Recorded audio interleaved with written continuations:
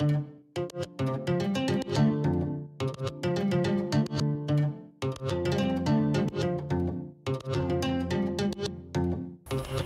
hallo und herzlich willkommen zu einem einmal richtigen Vlog von mir, Lucia Dragonberry. Ich bin hier im Garten bei mir. Es ist ziemlich dunkel, wie man sieht. Ein bisschen Licht ist noch, aber herunten sieht man halt gar nichts mehr bei der Kamera.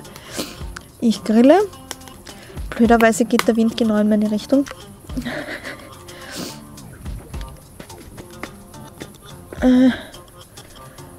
Ja, so dass ich irgendwie nichts sehe, weil der ganze Rauch in meine Augen ist.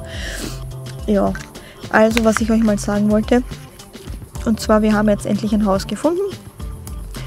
Es ist ja von Wien, also von Nord-Wien, wo ich momentan wohne, 1,75 Stunden weg. Ja, also Wien ist dann ein bisschen schwieriger zu erreichen. Ich werde aber trotzdem noch auf diverse Messen fahren. Wie jetzt zum Beispiel die Wiener Neustadtmesse, da werde ich ziemlich sicher fahren. Ich sehe nur einmal im Jahr, das werden wir aushalten. Vielleicht fahre ich auch nach Graz und so weiter. Also ich werde höchstwahrscheinlich doch etwas häufiger jetzt dann herumkurven, als ich bisher gemacht habe. Dieser Rauch ist echt schier. Ja.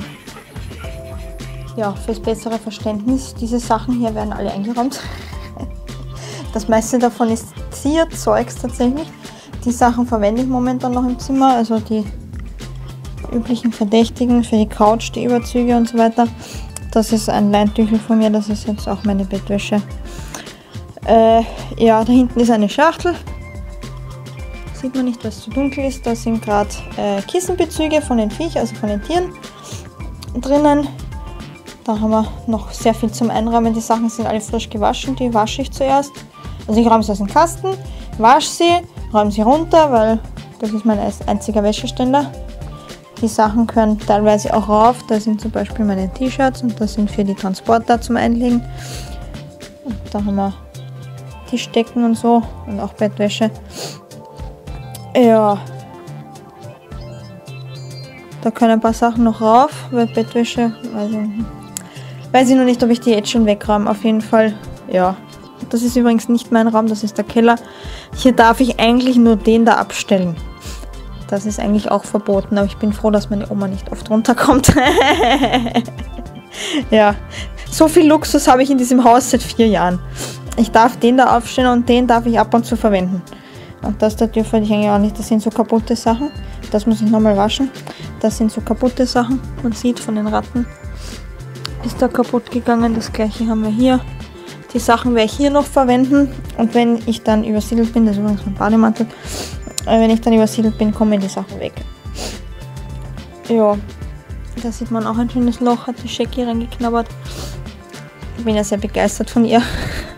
Übrigens genau bei diesem Fenster habe ich gerade gegrillt.